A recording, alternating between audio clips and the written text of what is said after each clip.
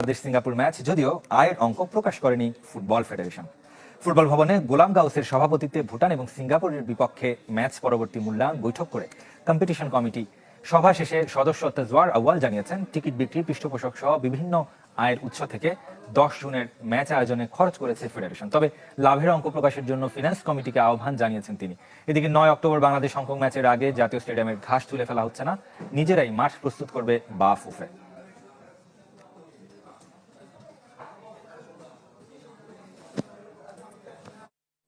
এটা আনফরচুনেটলি আমাদের কমিটির আন্ডারে পড়ে না। ফাইন্যান্সিয়াল জিনিসটা আমাদের যেটা আমরা দেখেছি, আমরা যা প্ল্যানিং করেছি এটা আমরা সাকসেসফুলি আর্নিংস রিকভার করে দিয়ে সাকসেসফুল খেলা চালালাম। আমরা লাভ নিয়ে আমরা জানি না, ওটা আমাদেরকে ওভাবে দেওয়া হয় না। আমরা যেটা জানি যে আমরা যা এক্সপেন্স করেছি এটা বাফুর পকেট থেকে 1 পয়সা যায়নি। 304 ফুড গ্রেড স্টেইনলেস স্টিলে তৈরি, যা নিশ্চিত করে জংবিহীন সিঙ্কের আজীবন নিশ্চয়তা। আরএফএল কিচেন সিঙ্ক, স্বাস্থ্যবান কিচেনের চিরস্থায়ী সমাধান। ক্রিকেটের খবর জানাবে এবার। কাল ক্রিকেট বোর্ডের সভা, নতুন বোর্ড প্রধান আমিনুল ইসলামের সভাপতিত্বে তৃতীয় সভা এটি। জাতীয় দলের পারফরমেন্স বিশ্লেষণ, টেস্ট থেকে নাজমুল শান্তর নেতৃত্ব ছাড়ার কারণ অনুসন্ধান সহ নানা ইস্যু থাকছে আলোচ্যসূচিতে। বোর্ডের বিভিন্ন কমিটির কার্যক্রম, বিপিএল, আঞ্চলিক ক্রিকেট কাঠামো, আর্থিক হিসাব নিকাশ নিয়েও আলোচনা হবে। এছাড়াও আম্পায়ারদের প্রশিক্ষণ কর্মসূচির অনুমোদন দেওয়া হতে পারে। মিরপুরে দুপুর 3টায় শুরু হবে এই সভা।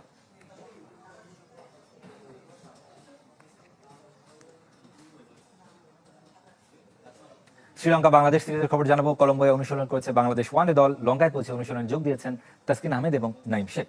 পেস বোলিং কোচ শন টিল্টের অধীনে প্রস্তুতি নিয়েছেন তাসকিন। নেটে 8 ওভার বল করেছেন ঢাকা এক্সপ্রেস। ব্যাটারদের নিয়ে আলাদা সেশন করেছেন সিনিয়র সহকারী কোচ মোহাম্মদ সালাউদ্দিন। সাদা বলের সিরিজ শুরুর আগে আর 2 দিন অনুশীলনের সুযোগ পাবে টাইগাররা। 2 জুলাই শ্রীলঙ্কার বিপক্ষে প্রথম ওয়ানডেতে মুখোমুখি হবে বাংলাদেশ। বরিশাল বিভাগ দিয়ে শেষ হলো টেস্ট স্ট্যাটাস প্রাপ্তির রজত জয়ন্তীর উৎসব। তবে বরিশালে নেই ক্রিকেট কাঠামো, দীর্ঘদিন বন্ধ লিগ। তাতে হতাশ সাবেক ক্রিকেটার এবং নতুন প্রজন্মের খেলোয়াড়রা। অথচ বিভাগটি বিপিএল এর দুবারের চ্যাম্পিয়ন। বরিশালে বিপিএল ম্যাচ আয়োজন সম্ভব বলে মনে করছেন বিসিবি সভাপতি আমিনুল ইসলাম। ক্রিকেট না হলেও দেশ জুড়ে ক্রিকেট উৎসবে সফল বিসিবি। খুলনা থেকে শুরু 6 বিভাগ ঘুরে 9 দিনের যাত্রা বরিশালের কবি জীবনানন্দ দাস স্টেডিয়ামে গিয়ে শেষ। উপলক্ষ ছিল টেস্ট স্ট্যাটাসের 25 বছর পূর্তি। ক্রিকেট স্টেডিয়াম তৈরি হচ্ছে, কিন্তু ক্রিকেট বঞ্চিত বরিশাল জেলায় খেলা নেই দীর্ঘদিন। তরুণ প্রজন্মের কাছে তাই এমন উৎসবই বড় আনন্দের উপলক্ষ। দীর্ঘ সময় ধরে স্থানীয় লিগ টুর্নামেন্টগুলো বন্ধ, আমরা লিগ টুর্নামেন্টগুলো খেলতে পারতেছি না। খেলার যে মান সেটা একদমই ঝিমিয়ে পড়েছে। আমরা সরকারের কাছে চাইতেছি আমাদের একটা প্র্যাকটিস করার মতো ভালো একটা জায়গা দেওয়া হোক। শাহরিয়ার নাফিস, কামরুল ইসলাম রাব্বিরা বরিশাল থেকে বাংলাদেশকে প্রতিনিধিত্ব করেছেন। তাদের কাছেও বিভাগটির ক্রিকেট দুরবস্থা চিন্তার নাম। আমরা প্লেয়াররা যারা ছিলাম, আমরা কিন্তু বারবারই এটা আমরা দাবি জানিয়েছি যে এখানে খেলাটা রেগুলার চালু হওয়া উচিত। আন্তর্জাতিক খেলা যেন হয় সেই বিষয়ে আমরা কথা বলবো ইনশাআল্লাহ। গত 2 বছর বিপিএল চ্যাম্পিয়ন বরিশাল। বিভাগটির মানুষের প্রাণের দাবি ঘরের মাঠে বিপিএল খেলা দেখা। নতুন বিসিবি সভাপতিও আশাবাদী। আপনাদের টিম কিন্তু অলরেডি আছে, অটোমেটিক ভেন্যু হওয়া উচিত। তবে ভেন্যু হওয়ার জন্য যে ফেসিলিটিগুলো দরকার হয়, যোগাযোগ তো অবশ্যই ভালো। এখানে সব থেকে ইম্পর্টেন্ট হচ্ছে মাঝখানে যে পিচটা থাকে এবং আউটফিল্ড, এই দুটো যদি বিশ্বমানের হয় কেন হবে না। 7 বিভাগের আয়োজনে মুগ্ধ বোর্ড সভাপতি। জেলা উপজেলা পর্যায়ে পর্যন্ত ক্রিকেটারদের ডেটাবেস তৈরির ঘোষণা দিয়েছেন। আপনার উপজেলার প্রত্যেকটা খেলোয়াড়ের সংখ্যা বাংলাদেশ ক্রিকেট বোর্ডের ডেটাবেস সিস্টেমে থাকবে। সোমবার ক্রিকেট বোর্ডের পরিচালনা পর্ষদের সভায় আঞ্চলিক ক্রিকেট কাঠামো নিয়ে আরও সিদ্ধান্ত আসতে পারে। কাউসার হোসেন রানা, চ্যানেল 24, বরিশাল। এদিকে গ্লোবাল সুপার লিগের জন্য সাকিব আল হাসানকে দলে নিতে চেয়েছিল রংপুর রাইডার্স। তবে রাজনৈতিক প্রতিক্রিয়ার শঙ্কায় সিদ্ধান্ত বদল করে ফ্র্যাঞ্চাইজিটি। শ্রীলঙ্কার বিপক্ষে ওয়ানডে স্কোয়াডে সোহান সৌম্যকে না রাখার জন্য বিসিবিকে অনুরোধ করেনি দাবি রংপুর রাইডার্সের। তবে সমালোচনা বিতর্কের মাঝেও শিরোপা ধরে রাখতে আত্মবিশ্বাসী অধিনায়ক নুরুল হাসান সোহান। বছর ঘুরে আবারও করা নাড়ছে গ্লোবাল সুপার লিগ। প্রথম আসরে অংশ নিয়েই বাজিমাত করেছিল বিপিএল এর দল রংপুর রাইডার্স। অথচ সেবার বাংলাদেশের ফ্র্যাঞ্চাইজি বলে পাত্তা দেয়নি কেউ। এবার লক্ষ্য শিরোপা ধরে রাখা। লাস্ট ইয়ার যখন আমরা গ্লোবাল সুপার লিগে গিয়েছিলাম, ওইভাবে আমাদের আসলে কেউ কাউন্ট করছিল না, বাট এরকম একটা স্টেজে আমরা চ্যাম্পিয়ন হতে পেরেছি, অবশ্যই আলহামদুলিল্লাহ। অ্যাট দ্য সেম টাইম আমার কাছে মনে হয় এই বছর অনেক বড় একটা চ্যালেঞ্জ থাকবে। বিতর্ক সঙ্গী হয়েছে রংপুর রাইডার্সের যাত্রায়। গুঞ্জন উঠেছিল জিএসএল এর জন্য নুরুল হাসান সোহান আর সৌম্য সরকারকে জাতীয় দলের স্কোয়াডে না রাখার অনুরোধ ছিল ফ্র্যাঞ্চাইজিটির। তাতে সাড়াও দিয়েছে বিসিবি, যদিও তা অস্বীকার করেছেন রাইডার্সের টিম ডিরেক্টর।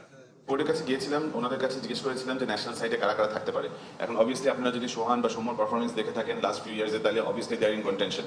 সো আমরা তো সবসময় চাইবো সবচেয়ে ভালো স্কোয়াড নিয়ে যেতে। আমরা চাইবো যে রিশাদও আমাদের স্কোয়াডে থাকুক, সোহানও স্কোয়াডে থাকুক, কিন্তু আমরা এরকম কোনো স্পেশাল রিকোয়েস্ট করার জন্য করিনি। গ্লোবাল সুপার লিগে ব্যাক টু ব্যাক চ্যাম্পিয়ন হবার মিশনে সাকিব আল হাসানকে স্কোয়াডে রাখতে চেয়েছিল রংপুর, তবে সাকিবকে নিলে প্রতিক্রিয়া হবার শঙ্কায় পিছু হটেছে তারা।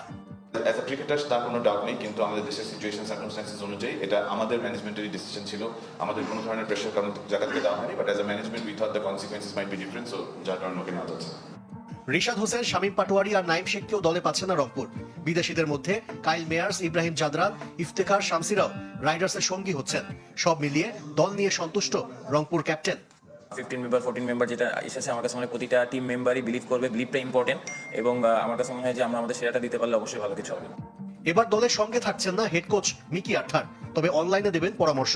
আর্থারের জায়গায় দায়িত্ব নিবে দক্ষিণ আফ্রিকার কোচ গ্রেগ স্মিথ। আশিক রুদ্র, চ্যানেল 24, ঢাকা। ক্লাব বিশ্বকাপের খবর জানাবো। রাউন্ড অফ 16-এ আজ মেসির ইন্টার মায়ামির মুখোমুখি হবে পিএসজি। আটলান্টায় রাত 10টায় শুরু হবে এই ম্যাচ। ফ্লোরিডায় লড়বে ফ্লামিঙ্গো বায়ার্ন মিউনিখ। ম্যাচ শুরু রাত 2টায়। ফ্রান্স ছেড়েছেন 2 বছর আগে, সেখানে সময়টাও কেটেছে বিরক্ত আর তিক্ততায়। এমনটাই ছিল লিওনেল মেসির পিএসজি অধ্যায়। ইউএফা চ্যাম্পিয়ন্স লিগ চ্যাম্পিয়নদের বিপক্ষে প্রথমবার মুখোমুখির অপেক্ষায় ইন্টার মায়ামি, যেখানে ডাগআউটে প্রতিপক্ষ হিসেবে সাবেক কোচ লুইস এনরিকেকে পাচ্ছেন মেসি। সঙ্গে লড়াইটা গুরু শিষ্যেরও। বার্সেলোনায় এনরিকের অধীনে খেলেছিলেন বর্তমান মায়ামি কোচ হাভিয়ার মাস্চেরানো। টক্করটা তরুণ আর অভিজ্ঞতার। এদিকে পিএসজি নির্ভর ডিজিরে দুয়ে ব্র্যাডলি বার্কোলাদের মতো উদীয়মান ফুটবলারদের উপর।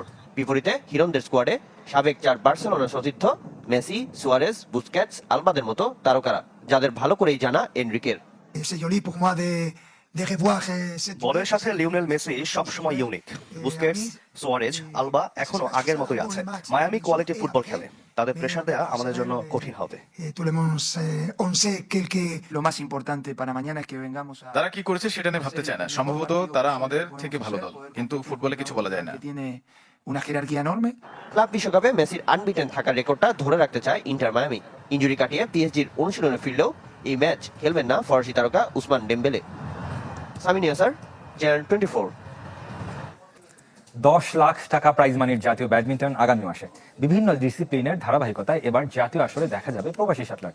এসিবিন উডেন ফোরে চলছে খেলোয়াড়দের অনুশীলন, তবে আসর ঘিরে শীতাতপ নিয়ন্ত্রণের বিকল্প ব্যবস্থা করছে ফেডারেশন। 1 বছরের বিরতি দিয়ে জাতীয় ব্যাডমিন্টনের প্রস্তুতি। শাটলারদের উচ্ছ্বাস আছে, তবে এসিবিহীন ভেন্যুতে অনুশীলনে ক্লান্তির ছাপ স্পষ্ট। 10 লাখ টাকা প্রাইজ মানি জাতীয় আসর, যা শাটলারদের বাড়তি আকর্ষণ। অনেক বড় টুর্নামেন্ট হতে যাচ্ছে, প্রাইজ মানিটা অনেক বেশি, আমাদের প্লেয়ারদের মনে উৎসাহ অনেক বেশি।